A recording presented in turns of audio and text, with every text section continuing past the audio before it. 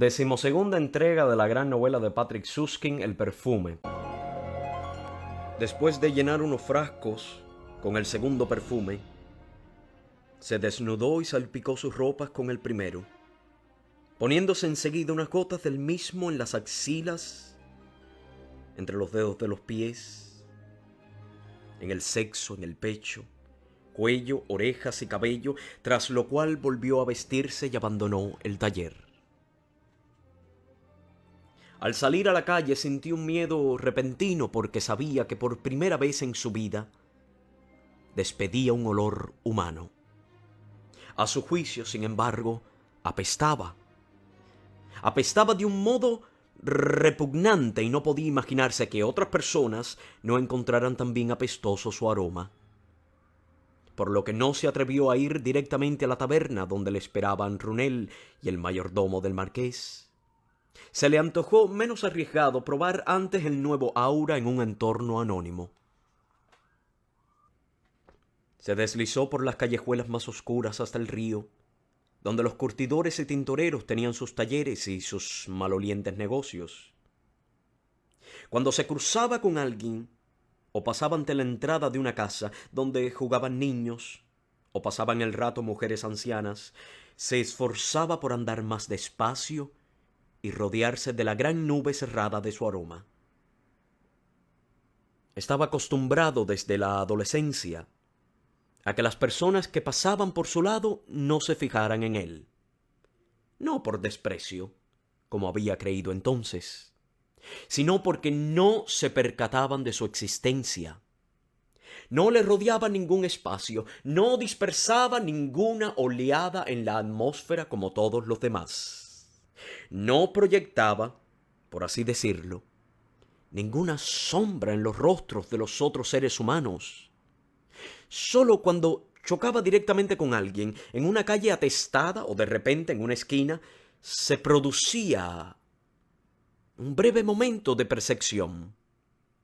Y el otro solía sobresaltarse, horrorizado, mirando con fijeza a Grenouille durante unos segundos, como si viera un ser que en realidad no podía existir. Un ser que, aun estando indudablemente allí, en cierto modo no estaba presente. Y se alejaba enseguida y al cabo de un momento lo había olvidado. Sin embargo, ahora, por las calles de Montpellier, Grenouille vio y sintió con claridad, y cada vez que lo veía lo dominaba una violenta sensación de orgullo que causaba cierto efecto sobre sus semejantes. Cuando pasó por delante de una mujer inclinada ante el brocal de un pozo, la vio levantar la cabeza para ver quién era y volver a ocuparse enseguida de su cubo como tranquilizada. Un hombre que le daba la espalda dio media vuelta y lo miró con curiosidad unos momentos. Los niños con quienes se cruzaba se hacían a un lado, no por miedo, sino para cederle el paso, e incluso cuando salían corriendo de un umbral y tropezaban directamente con él, no se asustaban, sino que lo sorteaban con naturalidad, como si hubieran presentido la proximidad de una persona. Gracias a estos encuentros aprendió a estimar en su justo valor la fuerza y el efecto de su nuevo aura, y adquirió más seguridad y desenvoltura. Se aproximaba más deprisa a la gente, los pasaba más de cerca, dejaba oscilar el brazo con mayor libertad y rozaba como de modo casual el brazo de un transeúnte. Entonces se detenían para disculparse, y la persona que aún ayer se habría estremecido como tocada por un rayo ante la súbita aparición de Grenouille, se comportaba como si nada hubiera ocurrido. Aceptaba la disculpa e incluso esbozaba una sonrisa y le daba unas palmadas en el hombro. Dejó las callejuelas y llegó a la plaza de la Catedral de Saint-Pierre. Tañían las campanas. La muchedumbre se agolpaba a ambos lados del portal. Acababa de celebrarse una boda y todos querían ver a la novia. Grenouille corrió hasta allí y se mezcló con la multitud. Se abrió paso introduciéndose como una cuña entre el gentío, hacia el lugar donde la aglomeración era más densa, porque quería estar en contacto con la piel ajena y esparcir su aroma bajo sus propias narices. Y abrió los brazos entre la multitud, y separó las piernas, y se abrió el cuello de la camisa para que el olor de su cuerpo pudiera dispersarse sin obstáculos.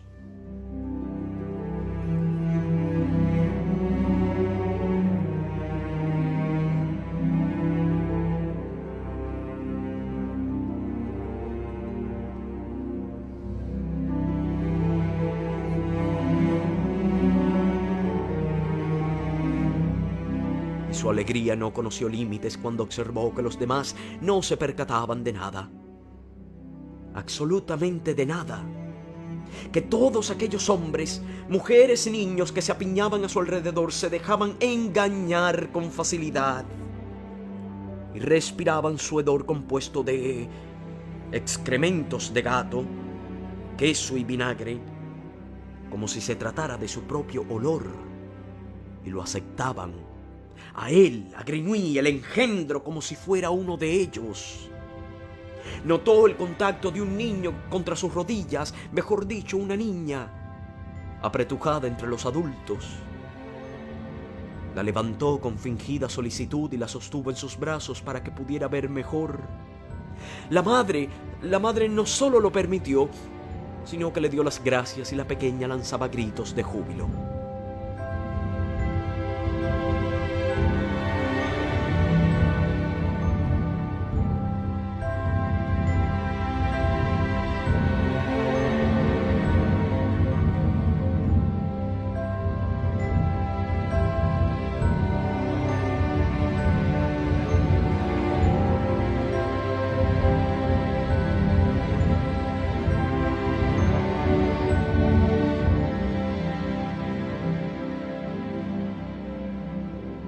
Grenouille permaneció un cuarto de hora arropado por la multitud, con una niña apretada contra su pecho hipócrita.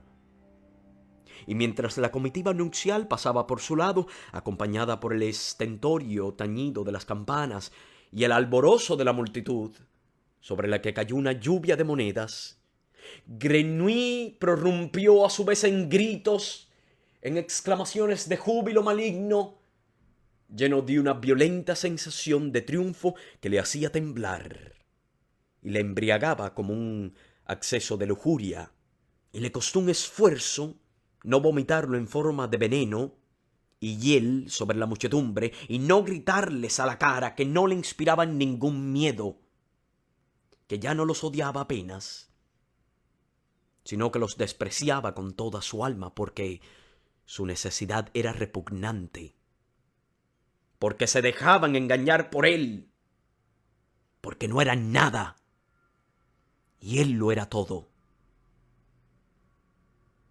Y como un escarnio apretó más a la niña contra su pecho, se dio aire y gritó a coro con los demás: ¡Viva la novia! ¡Viva la novia! ¡Viva la magnífica pareja! Cuando la comitiva nupcial se hubo alejado y la multitud empezaba a dispersarse, devolvió la niña a su madre y entró a la iglesia para descansar y reponerse de su excitación. En el interior de la catedral el aire estaba lleno de incienso que ascendía en fríos humos de 2 incensarios colocados a ambos lados del altar, y se esparcía como una capa asfixiante sobre los olores más débiles de las personas que se habían sentado allí hacía unos momentos. Grenouille se acurrucó en un banco debajo del coro.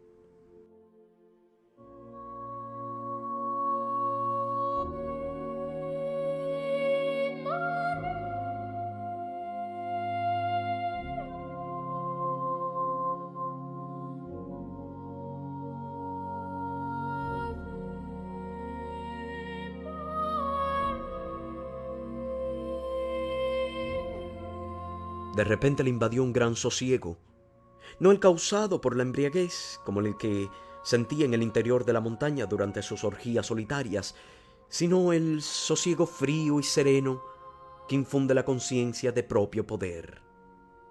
Ahora sabía de qué era capaz.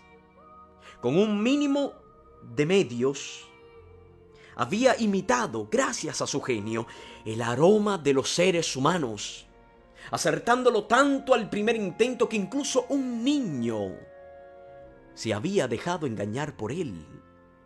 Ahora sabía que podía hacer algo más. Sabía que era capaz de mejorar este aroma. Crearía uno que no solo fuera humano, sino sobrehumano. Un aroma de ángel, tan indescriptiblemente bueno y pletórico de vigor, que quien lo oliera quedaría hechizado y no tendría más remedio que amar a la persona que lo llevara, o sea, amarle a él, Grenouille, con todo su corazón.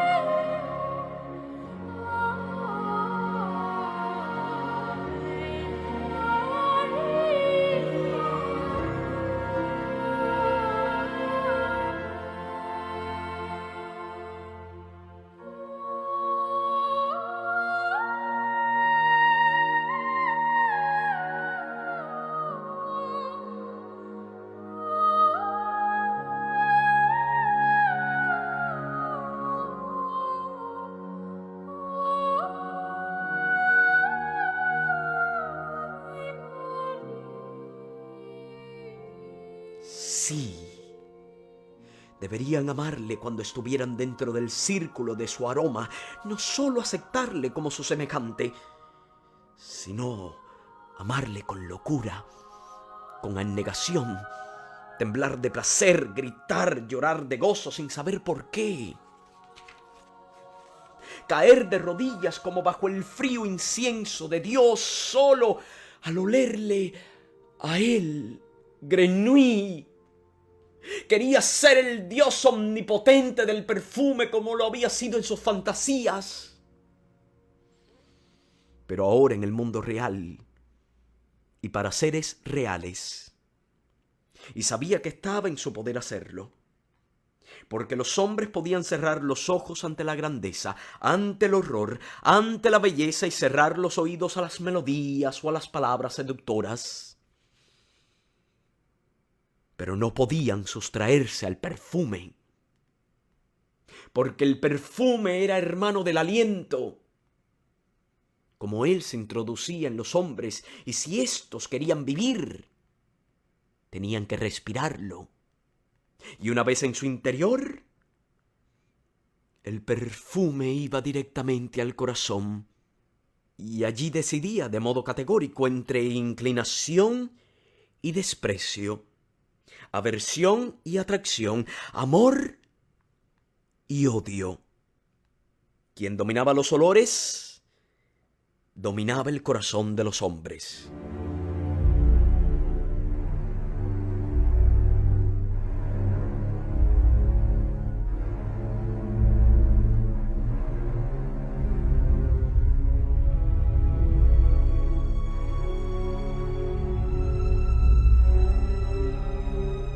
Absorto por completo, Grenouille seguía sentado, sonriendo, en el banco de la catedral de Saint-Pierre. No sintió ninguna euforia cuando concibió el plan de dominar a los hombres.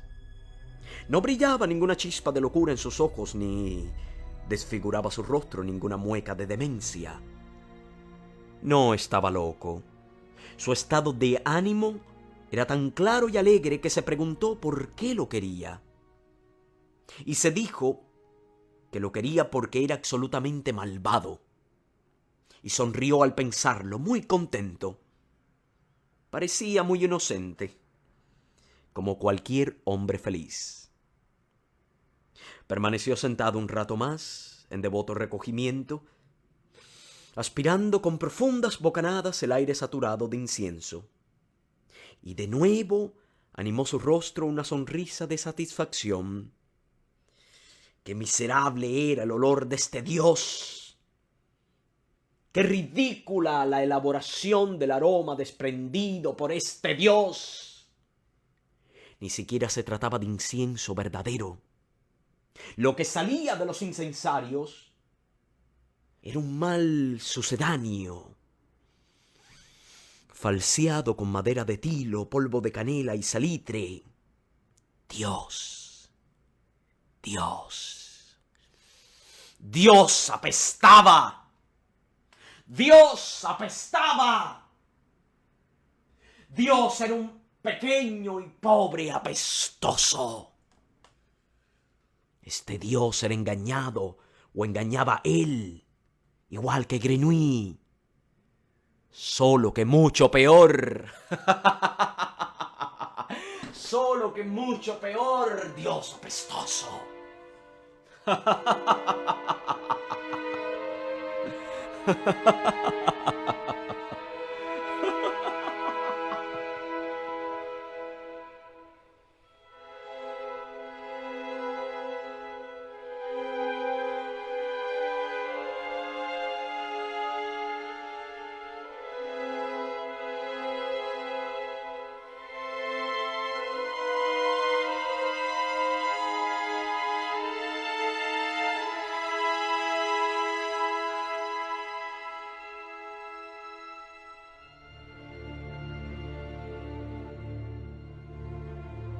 El marqués de la Tailladée Espinasse estuvo encantado con el nuevo perfume. Declaró que incluso para él, como descubridor del fluido letal, resultaba sorprendente ver la poderosa influencia que algo tan secundario y efímero como un perfume, ya procediera de orígenes cercanos o alejados de la tierra, podía ejercer sobre el estado general de un individuo. Grenouille, que pocas horas antes había yacido aquí pálido y sin conocimiento, tenía un aspecto fresco y saludable como cualquier hombre sano de su edad. Y sí, casi podía decirse, teniendo en cuenta las limitaciones a que estaba sujeto un hombre de su condición y escasa cultura, que había adquirido algo parecido a la personalidad. En todo caso, él, Tailladée Espinasse, informaría sobre el caso en el capítulo relativo a la dietética vital de su tratado de inminente aparición sobre su teoría del fluido letal. Antes que nada, sin embargo, quería perfumarse también él con la nueva fragancia. Grenouille le alargó los 2 frascos llenos de perfume convencional y el marqués se lo aplicó y se mostró sumamente satisfecho del efecto.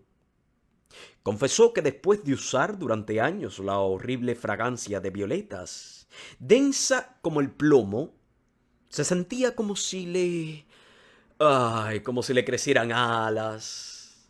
Y, si no se equivocaba, también tenía la impresión de que remitía el espantoso dolor en las rodillas y el zumbido de las orejas. En general, se encontraba más animado, tonificado y rejuvenecido en varios años. Fue hacia Grenouille, lo abrazó y lo llamó mi hermano fluidal, añadiendo que no se trataba en absoluto de un tratamiento social, sino puramente espiritual, un conceptu universalitus fluidi letalis, ante el cual, y sólo ante él, todos los hombres eran iguales. Y anunció, mientras soltaba a Grenouille de modo muy amistoso, sin el menor indicio de aversión, casi como si se tratara de un igual, que muy pronto fundaría una logia internacional supracorporativa cuya meta sería vencer totalmente al fluido letal, sustituyéndolo en el tiempo más breve posible por puro fluido vital, y que desde ahora prometía ganar a Grenouille como su primer prosélito. Entonces le hizo escribir en un papel la receta del perfume floral, se lo guardó y regaló a Grenouille 50 luises de oro. Una semana justa después de la primera conferencia volvió a presentar el marqués de la Tailladé d'Espinasse a su protegido en el aula magna de la universidad. La aglomeración era impresionante. Había acudido todo Montpellier, no solo el Montpellier científico, sino también y en pleno el Montpellier social, en el que figuraban muchas damas que querían ver al legendario hombre de la caverna. Y aunque los adversarios de Tailladé, representantes casi todos del círculo de amigos de los jardines botánicos universitarios y miembros de la Sociedad para el Fomento de la Agricultura, habían movilizado a todos sus partidarios, el acto obtuvo un éxito clamoroso. Con objeto de recordar al público el estado de Grenouille solo unas semanas antes, Tailladé d'Espinasse hizo repartir dibujos que mostraban al cavernícola en toda su fealdad y embrutecimiento. Entonces mandó entrar al nuevo Grenouille.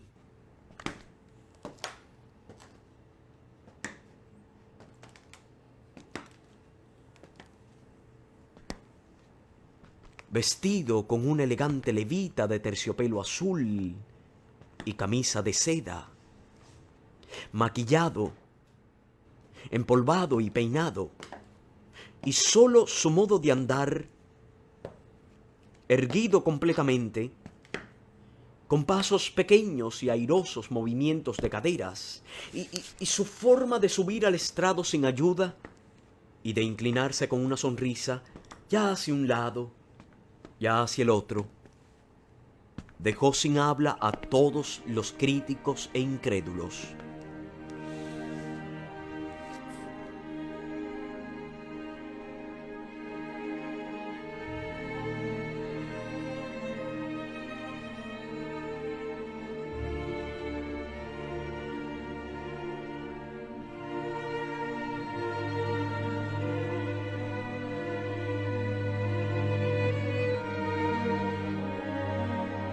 Incluso los amigos de los jardines botánicos universitarios enmudecieron confusos.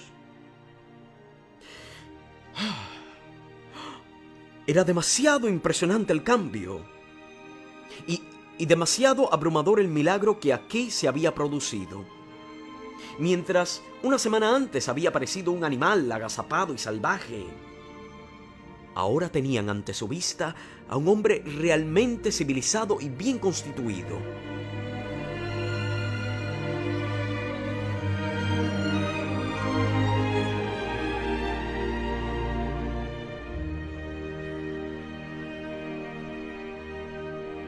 En la sala reinó un ambiente casi respetuoso y cuando Tailladé d'Espinasse se levantó para tomar la palabra, se hizo un silencio completo. Un silencio completo. Desarrolló una vez más su teoría, conocida hasta la saciedad, del fluido letal terrestre. Explicó a continuación los medios mecánicos y dietéticos con que lo había eliminado del cuerpo del sujeto, sustituyéndolo por fluido vital, e invitó por fin a todos los presentes, tanto amigos como enemigos, a abandonar, en vista de una evidencia tan concluyente, toda resistencia contra la nueva doctrina y a luchar con él, Tailladé d'Espinasse, contra el fluido maligno y abrirse al beneficioso fluido vital. Al decir esto, extendió los brazos y dirigió la mirada al cielo, y muchos científicos le imitaron, mientras las mujeres prorrumpían en llanto. Grenouille, de pie sobre el podio, no escuchaba. Observaba con gran satisfacción el efecto de un fluido completamente distinto y mucho más real, el suyo propio. Como correspondía a las dimensiones del aula, se había rociado con gran cantidad de perfume y el aura de su fragancia se derramó con gran fuerza a su alrededor en cuanto hubo subido al estrado. La vio, de hecho la vio incluso con los ojos, apoderarse de la primera fila de espectadores y avanzar hacia el fondo hasta impregnar las últimas filas y la tribuna. Y todos, cuantos quedaban impregnados, el corazón de Grenouille saltaba de alegría, experimentaban una transformación visible. Bajo el hechizo de su aroma cambiaban, sin que ellos lo supieran, la expresión del rostro, la conducta y los sentimientos. Quienes al principio le habían mirado con descaro, asombro, le contemplaban ahora con ojos más benévolos. Quienes antes le observaban, apoyados en los respaldos de sus asientos, con el entrecejo fruñido y las comisuras de los labios hacia abajo, indicando crítica, ahora se inclinaban hacia adelante con una expresión infantil en el semblante relajado. E incluso en las caras de los miedosos, los asustados, los hipersensibles, que antes le habían mirado con horror, y a quienes su estado actual aún les inspiraba escepticismo, se advertían indiciosos de cordialidad y hasta de simpatía cuando su aroma los alcanzaba. Al final de la conferencia todo el auditorio se puso en pie y estalló en un aplauso frenético. ¡Viva el fluido vital! ¡Viva Tala de Espinaz! ¡Arriba la teoría fluidal! ¡Abajo la medicina ortodoxa! Esto gritó la culta población de Montpellier, la ciudad universitaria más importante del mediodía francés.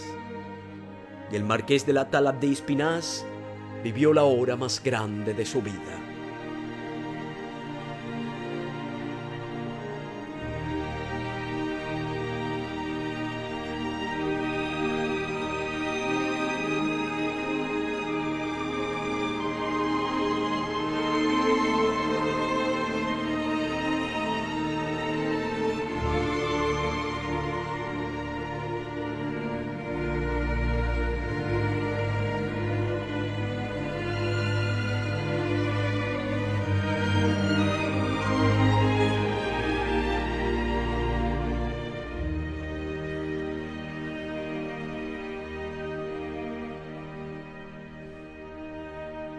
Pero Grenouille, que ahora bajó del podio y se mezcló con la gente, sabía que las ovaciones iban dirigidas a él, exclusivamente a Jean-Baptiste Grenouille, aunque ninguno de los vitoreadores presentes en el aula tenía la menor idea de este hecho. Se quedó todavía unas semanas en Montpellier. Había conseguido bastante celebridad y le invitaban a los salones, donde le hacían preguntas sobre su vida en la caverna y su curación a manos del marqués. Siempre tenía que repetir la historia de los salteadores de caminos que lo habían secuestrado, de la cesta que le bajaban hasta la cueva y de la escalera. Y cada vez la adornaba más y le añadía nuevos detalles. De este modo adquirió cierta práctica en el habla. Bien, es verdad que bastante reducida, ya que no dominó nunca el lenguaje. Y lo que era más importante para él, en un empleo rutinario de la mentira. Se dio cuenta de que en el fondo podía contar a la gente todo cuanto quería, una vez había ganado su confianza, y confiaban en él tras el primer aliento en que inhalaban su aroma artificial. Se lo creían todo. En consecuencia, adquirió también cierta seguridad en el trato social que nunca había poseído, y que se reflejó incluso en su aspecto físico. Daba la impresión de que había crecido. Su joroba pareció disminuir y caminaba casi completamente derecho. Y cuando le dirigían la palabra, ya no se encorvaba como antes, sino que continuaba erguido, y mantenía la mirada a sus interlocutores. Huelga decir que en este periodo de tiempo no se convirtió en un hombre de mundo, ni en un dandy o asiduo frecuentador de los salones, pero perdió de modo visible su brusquedad y su torpeza, reemplazándolas por una actitud que fue calificada de modestia natural y al menos de una ligera timidez innata que conmovió a muchas damas y caballeros. En los círculos mundanos de aquella época se tenía debilidad por la naturaleza y por una especie de atractivo tosco, sin refinamientos. A principios de marzo recogió sus cosas y se marchó con sigilo una mañana muy temprano. Apenas abiertas las puertas de la ciudad, vestido con una sencilla levita marrón que había comprado la víspera en el mercado de ropa vieja y tocado con un sombrero raído que le tapaba media cara. Nadie lo reconoció. Nadie lo vio ni se fijó en él porque aquel día renunció ex profeso a perfumarse. Y cuando el marqués mandó hacia mediodía hacer averiguaciones sobre su paradero, los centinelas juraron por todos los santos que habían visto abandonar la ciudad a las gentes más dispares, pero no a aquel conocido cavernícola, que sin lugar a dudas habría llamado su atención. Entonces el marqués hizo correr la voz de que Grenouille había abandonado Montpellier con su autorización para viajar a París por asuntos familiares. Sin embargo, en su fuero interno estaba furioso porque había acariciado el plan de recorrer todo el reino con Grenouille a fin de ganar adeptos para su teoría fluidal. Al cabo de un tiempo volvió a tranquilizarse porque su gloria se propagó igualmente sin el recorrido y casi sin su intervención. Aparecieron largos artículos sobre el fluidum letale taidel en el Journal des Scavans e incluso en el Courrier de l'Europe. Y desde muy lejos acudían pacientes afectados por el fluido letal para someterse a sus cuidados.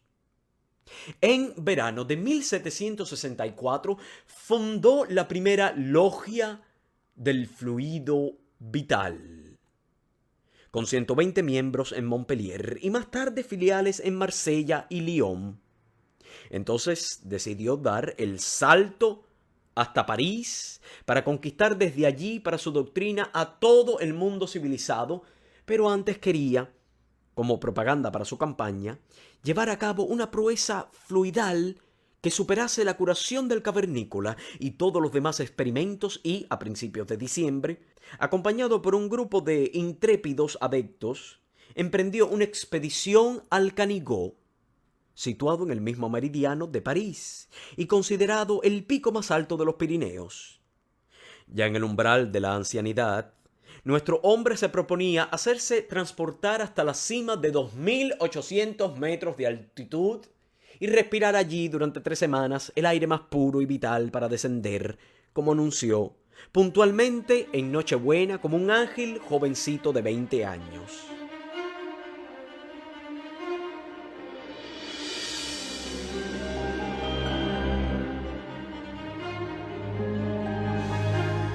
Los adeptos renunciaron poco después de Vernet, el último núcleo de población humana al pie de la imponente montaña.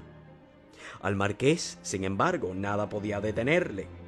Despojándose de sus ropas, que tiró a su alrededor en el ambiente glacial, y lanzando gritos de júbilo, empezó solo el ascenso.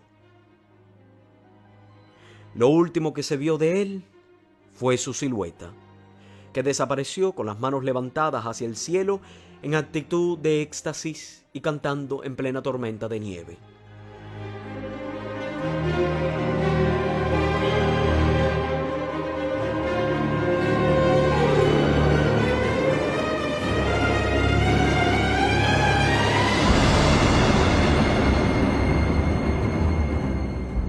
En Nochebuena, los prosélitos esperaron en vano el regreso del marqués de la Taladez Espinaz. No llegó ni como anciano, ni como jovencito. Tampoco a principios de verano del año siguiente, cuando los más osados treparon en su busca hasta la nevada cumbre del Canigó, no se encontró ni rastro de él. Ni un trocito de ropa, ni una parte del cuerpo, ni el huesito más diminuto.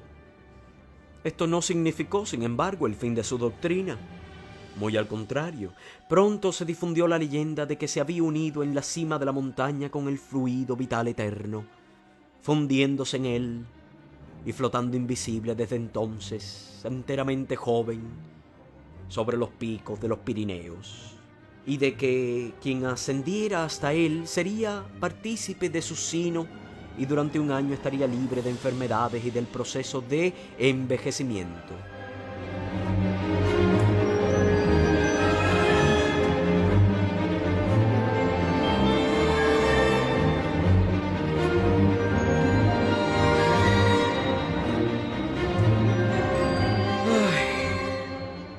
Hasta muy entrado el siglo XIX, la teoría fluidal de Taladé fue defendida en muchas cátedras de medicina y empleada terapéuticamente en muchas sociedades ocultas.